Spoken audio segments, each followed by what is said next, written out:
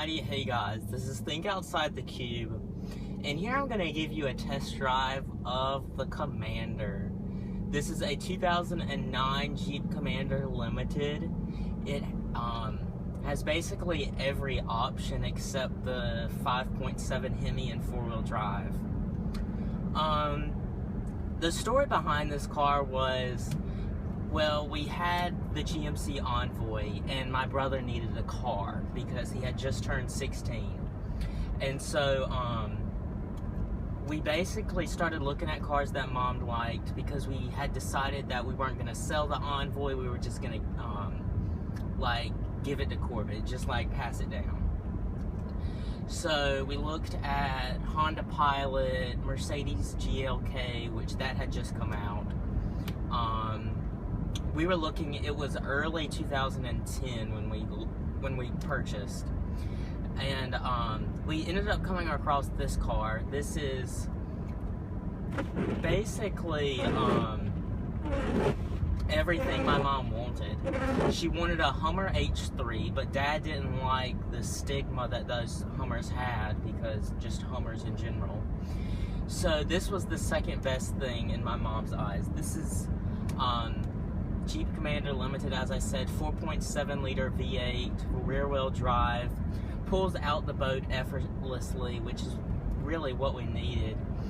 And so this car, my mom loves this car. She really does. I'm kind of indifferent to it. It's fun to drive in like a truck, commanding view of the road, V8 raw power way. Like in 2008, the GMC, not the GMC, but the Chrysler 4.7 got an update for more horsepower and better fuel economy. And so ever since then, that engine has really been the go-to for if you want a V8 without the V8 fuel economy, basically. And so we haven't had any issues with this car up until about 50,000 miles. We had basically the whole car basically just kind of gave out on us. My brother was on the way to a local town like 30 minutes away, and he was at a stoplight, and the car automatically he was sitting there, and then when the light turned green, the car wouldn't go, and he pressed the gas, and smoke just billows from the hood.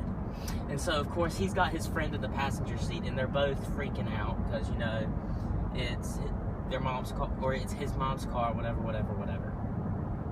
And so they pull over, and the water pump had exploded.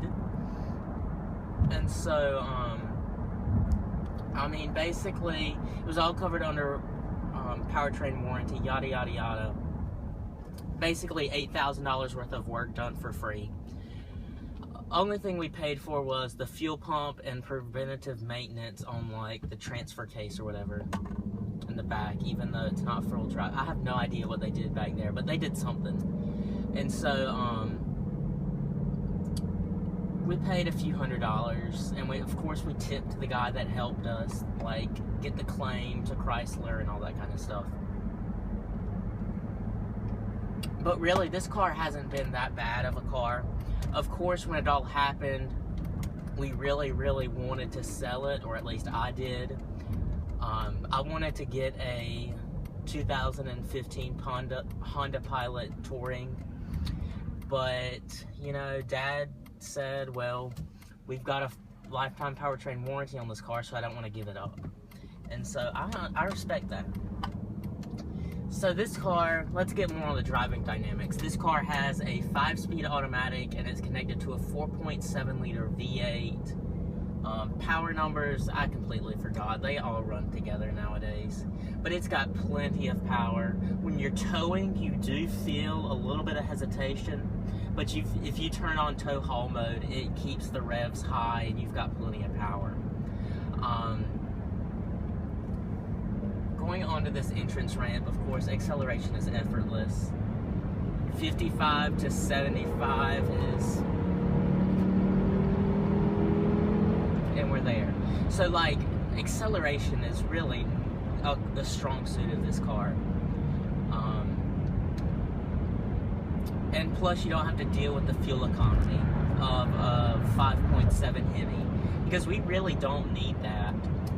But the seats are phenomenal. I really do like the seats in this car. Plenty of thigh support. You've got adjustable lumbar, obviously, and so the seats are really nice. Better than you would expect from a Chrysler. The ride is really floaty, but that's how all of these cars were. I mean, you get in any of the competitors, and it's basically the same deal. The transmission, it's eager to downshift, but it's not as eager as I would like. My Civic, as soon as you put your foot on the gas, it doesn't care about high gear, and that's why I get sucky fuel economy. But you know, I guess this is a good in between. It's not too fuel economy oriented, but it's just enough where you know what I'm saying. It's a good in between. But with this car, road noise isn't too bad. Of course, with it being a big SUV, it's kind of off the road, but off. It has a raised ride height, is what I'm trying to say. So road noise is a little minimal. Of course, with big tires, you do get some road noise, but it's not too bad. What else?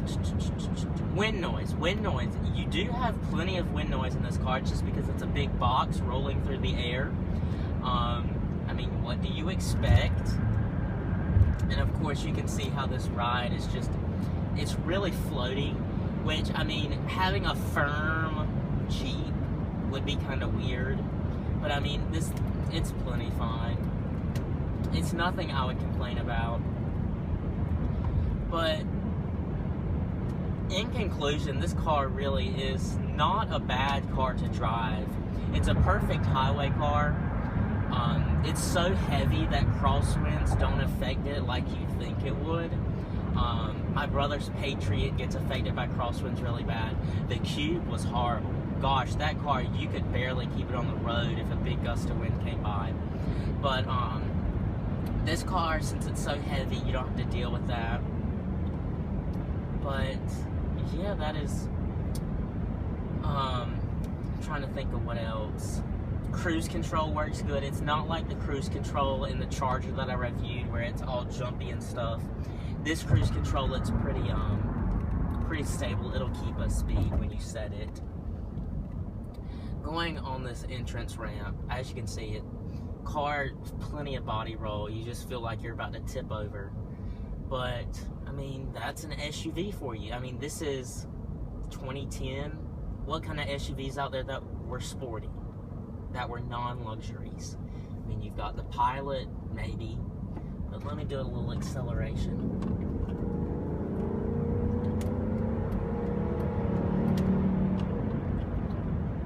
And so that was, what, 40 to 65? And so, I mean, you've got plenty of passing power in this car. And it makes a good noise doing it. So, I mean, this car isn't all bad. Of course, there are better cars on the market nowadays. I mean, even the Grand Cherokee is miles ahead of this car. This car is unreliable and has a crappy interior. At least the new Grand Cherokees, they're still working on the reliability, but the interiors are a vast improvement upon this generation, or this era of Chrysler, basically. So, that'll basically conclude this video. I don't want it to get too long, but leave your thoughts on this car down below. I think this car with rear-wheel drive with the Hemi would light up the rear tires, because this car already chirps. So I think that would be a fun car. I just wouldn't want to have to pay for the gas. But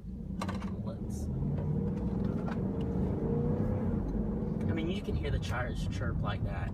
But that's basically it. Thank you guys for watching this video. If you have any videos you'd like to see on any of our cars, please leave them down below. This summer, I'll be going to work like 2-3 days a week, and so I'll have plenty of time to make videos.